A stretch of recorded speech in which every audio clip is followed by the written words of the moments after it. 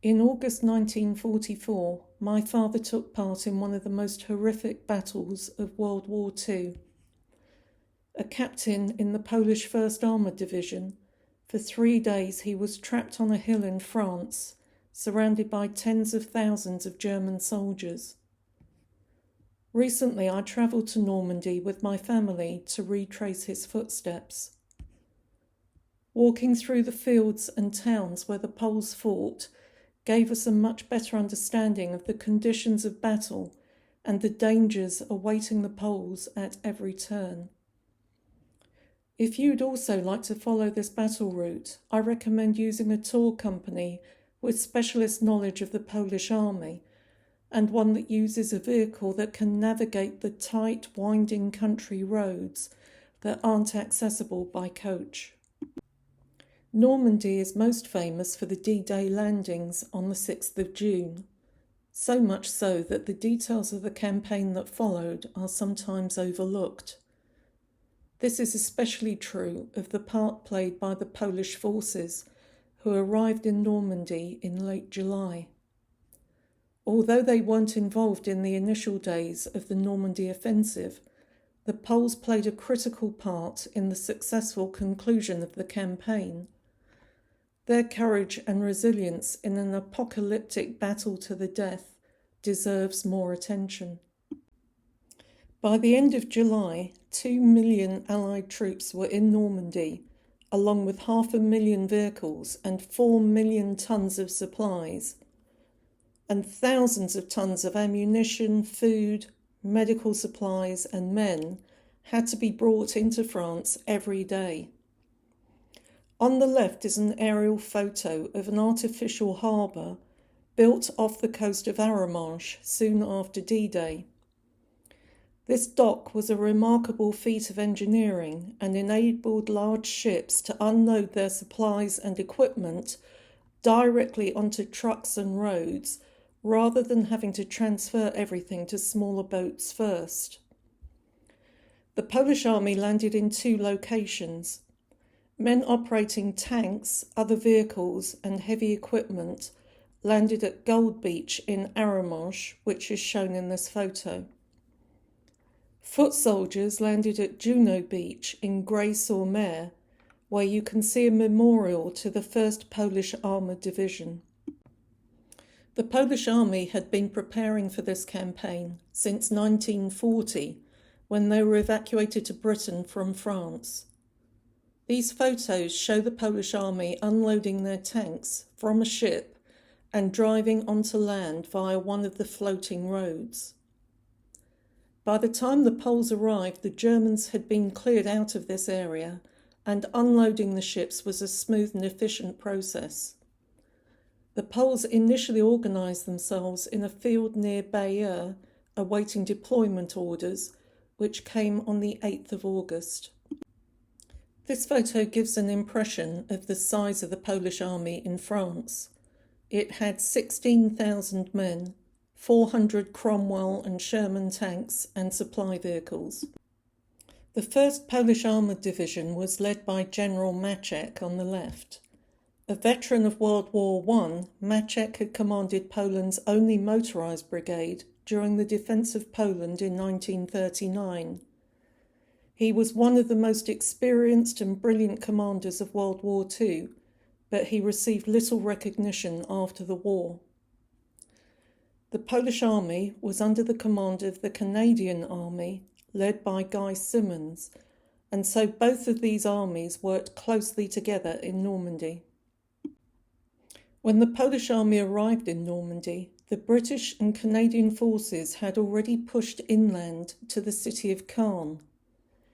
Meanwhile, the Americans had taken the Cotentin Peninsula in the northwest. Importantly, this gave them control of a seaport at Cherbourg that could be used to bring in more troops and equipment. The Americans were now rapidly advancing south, and Hitler was so alarmed by their progress that he ordered the German army to go west to cut the Americans off from their supply lines at Cherbourg.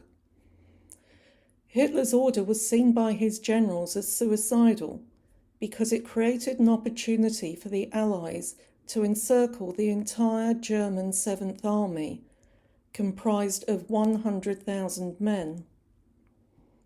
The American General Omar Bradley could scarcely believe his luck. The Allies devised a plan to trap the German army. While the Americans swooped south from the west, the Canadians and Poles would push south from Caen towards Falaise, a distance of 35 miles.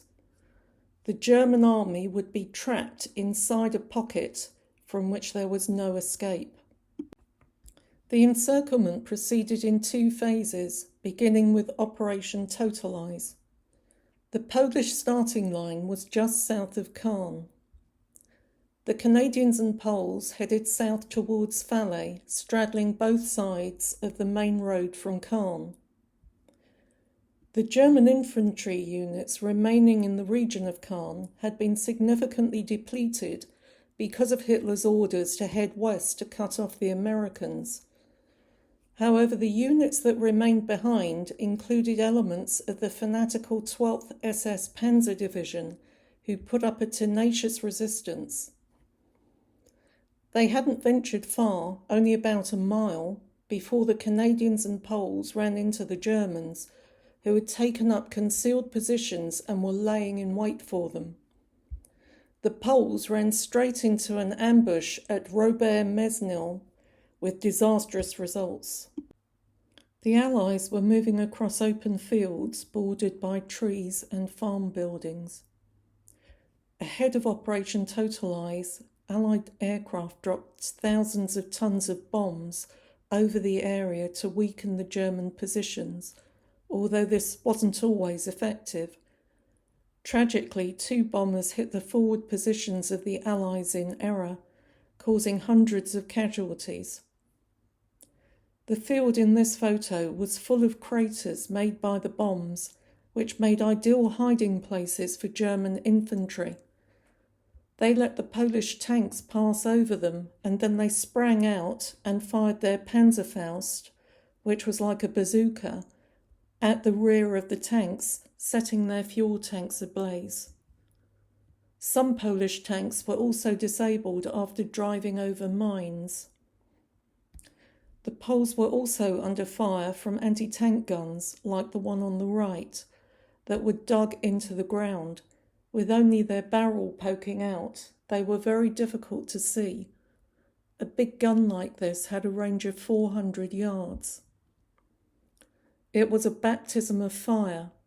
The Poles suddenly found themselves in the teeth of an ambush, and within minutes, they lost 26 out of 36 of their tanks in this field. The Polish advance was in chaos, halted almost as soon as it started. They were forced to retreat back to their starting position to fix or replace their tanks. The Germans were so well concealed that advancing across open fields like this was treacherous, whether by tank or on foot, so progress was very difficult. Standing in this field really brought home to me the danger my father had been in. He was an observer whose job was to conduct reconnaissance and direct fire onto enemy positions. As such, he would have been out in front of his regiment, sending coordinates and instructions to them by radio. The next objective of the Polish army was Kowice, a village that was heavily defended by German positions. The Germans used the bell tower of this church to observe the Poles coming across open ground and direct fire on them. They took out 3 Sherman tanks. Maciek had learned his lesson from the fiasco at Robertmesnil the day before, and instead of proceeding in a column of armoured vehicles, he divided his tank regiments up into smaller battle groups, supported by infantry and anti-tank guns. Each battle group had enough firepower to deal with the German positions and was more nimble and manoeuvrable than a single column. The Poles stayed back until they had disabled the German anti-tank guns. By evening, they were able to move in and clear Kowice. On the 9th and 10th of August, the Poles also took the villages of Saint-Sylvain, Soinal, and Estrée-la-Campagne. Everywhere they faced fierce opposition from German tanks and anti-tank guns. In operations around Saint-Sylvain, the Poles destroyed 7 German tanks and took 80 prisoners. If you visit these villages today, you'll find monuments to the 1st Polish Armoured Division. This marked the end of Operation Totalize. The Poles had suffered over 650 casualties and lost 57 tanks in just 3 days. In the second phase, Operation Tractable, the starting line picked up where we just left off, Soinal and Estrée-la-Campagne. From there, the Canadians pushed south towards Falaise, also mopping up German positions in neighbouring villages to the east. And meanwhile, the Poles headed in a parallel southeasterly direction towards Jort. The Poles reached the outskirts of Jort on the evening of the 14th of August. They knew from reconnaissance and intelligence reports that the Germans were in the town in force, and so they waited until morning to begin their attack. On the far side of the fields on the left is the River Dives, and the Germans had blown up the main bridges across this river to Jort. Polish infantry soldiers were able to wade across the river to reach the town, but still they needed armoured support. Unable to cross the river, Polish tanks fired on the town from the fields during a day of vicious fighting on the 15th. Eventually, the Polish engineers found a stretch where the river wasn't too wide or deep, where they built a Bailey Bridge under constant German shelling of their position. The Polish armoured vehicles could then drive over this bridge and into Jort. If you visit this site today, you'll find a monument to the Polish army marking this crossing point. Jort took a real pounding from Polish and German tanks and artillery guns during this battle. One of the streets is named after the 1st Polish Armoured Division. The town has many streets and alleys where vicious hand-to-hand fighting went on all day until the German positions were finally taken. This signified an important victory for the Poles. As Operation Tractable began, the German army received a drastic change in orders. You'll recall that Hitler had commanded them to head west to cut off the American army.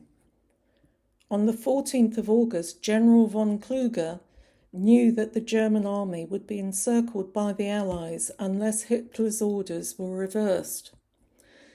He instructed his men to turn around and head east. He then took a cyanide pill because he knew he'd be executed for contradicting Hitler's orders. Still, by the 17th of August, the encirclement of the German army was almost complete, except for a gap to the east of Falaise, which was known as the Falaise Gap.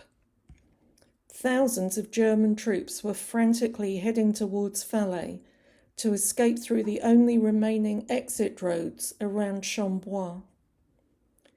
General Montgomery, who had overall command of the ground troops, issued orders to Simmons to close this gap as a matter of urgency. Within the Falaise pocket, there was chaos and panic among the German troops. Their tank columns made easy targets for Allied bomber aircraft that flew thousands of sorties every day. The roads were choked with destroyed vehicles and horse-drawn equipment, forcing the Germans to flee on foot across fields, disorientated and not knowing in which direction to go. This map takes a closer look at the different troop positions on the 17th of August. The Canadian army was on the outskirts of Falaise, and the Poles had advanced from Jort to Les Moutiers-en-Auge, where they set up their headquarters for the night. The Americans were approaching Chambois from the south. Between these positions was a corridor of frantic German troops pouring out through the last remaining escape routes, through Trun and Chambois and out to Vimoutiers. Every day these roads stayed open, thousands more Germans escaped. The Poles and Canadians would have to cut across these enemy lines in order to seal the escape routes, a perilous path that became known as the Corridor of Death. Montgomery's plan was for the Canadians to secure Falaise and then Trun and Saint-Lambert, where one of the few remaining bridges across the River Dives was still open. The Poles were tasked with linking up with the Americans in Chambois. Matchek received his new orders late at night on the 17th and recognised the urgency to act swiftly to trap as many Germans as possible. He dispatched several battle groups. The first, led by Colonel Kosciuszki, was to proceed directly to Chambois. But as they drove through fog in pitch darkness, Kosciuszki's brigade took the wrong turn and went to Champeaux instead of Chambois. There they accidentally blundered into the headquarters of the 2nd SS Panzer Division, and all hell broke loose. A fierce battle ensued with casualties on both sides. An American bomber targeting the Trun to Vimoutiers road, unaware that Allied soldiers were in this area, caused further casualties. Kosciuszki later discovered that these Germans had orders to go to Chambois, so perhaps it was a lucky accident that the Poles intercepted them here.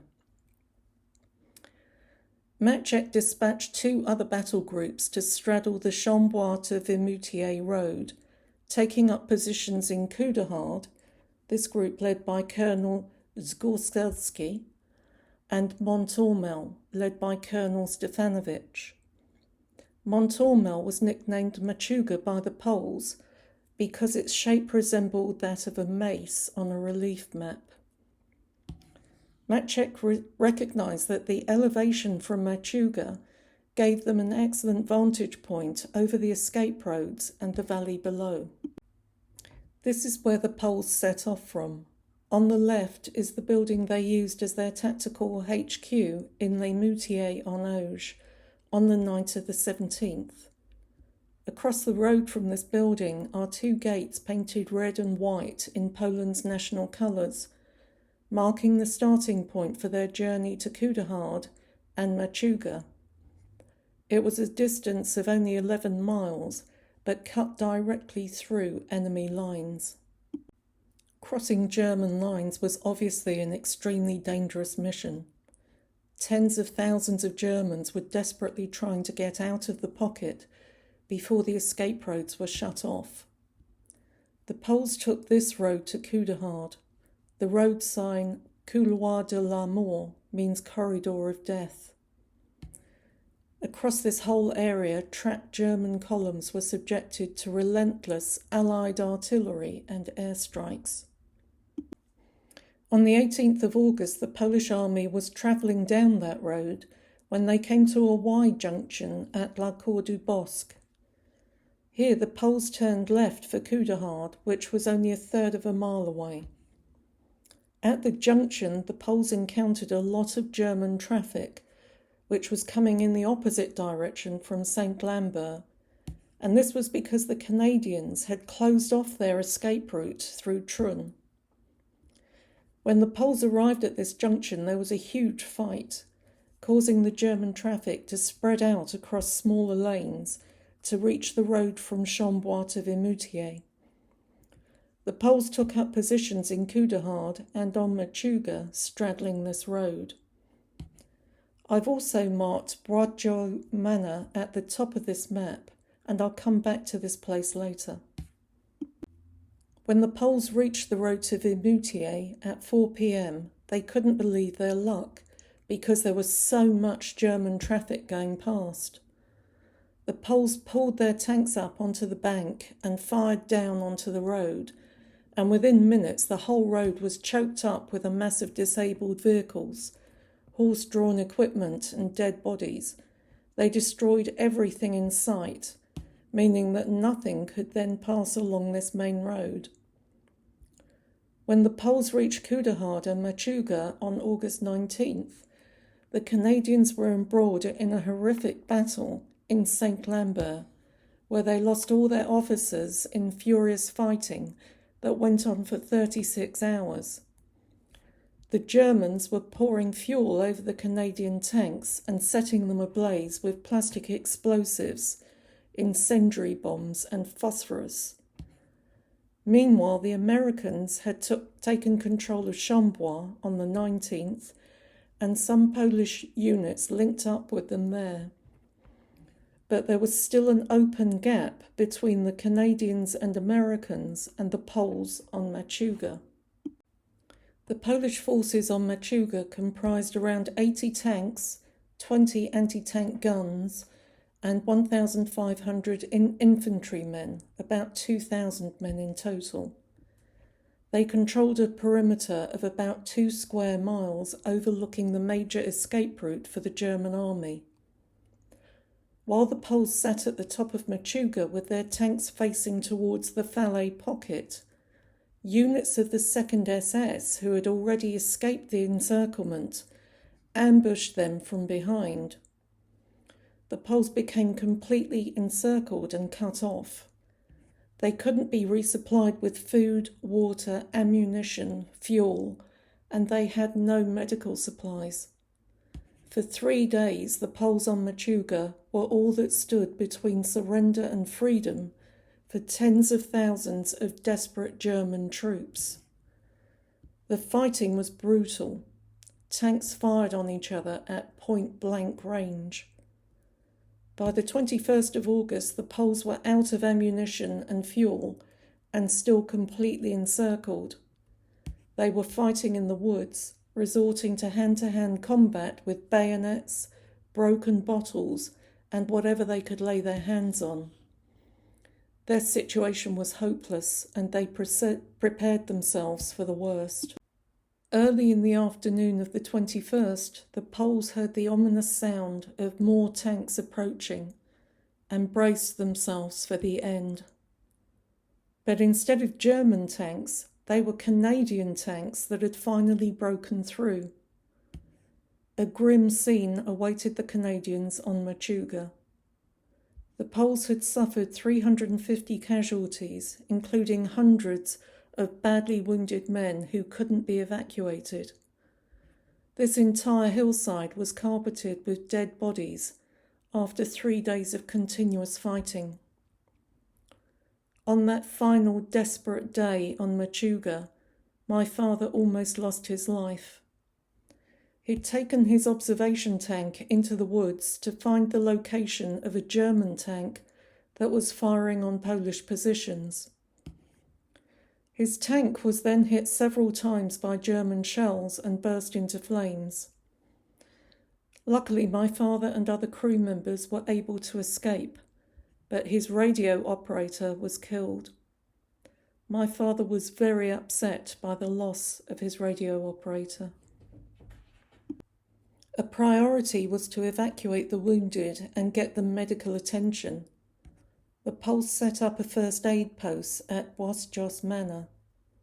There are some gruesome accounts of amputations carried out without anaesthetic in this place.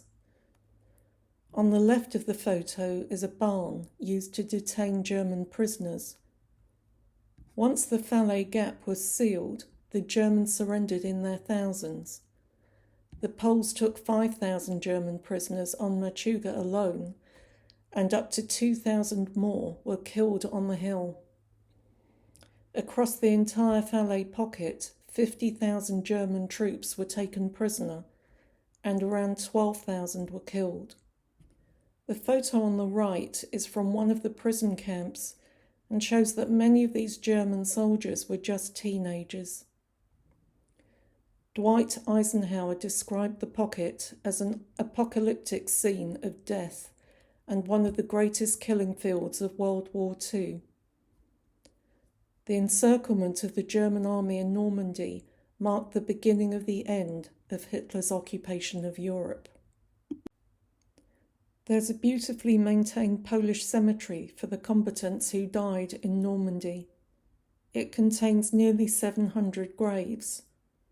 Among them we found the grave of Bombardier Pilch, the radio operator who died when my father's tank was hit by a shell. To my knowledge, my father never returned here. Writing a message and leaving it at Bombardier Pilch's grave felt like I was completing something that had been left unfinished. You can find more information about the contributions of the Polish military to World War II and more topics in my other videos. So if you're interested in overlooked Polish World War II history and their battlefield journeys, please subscribe.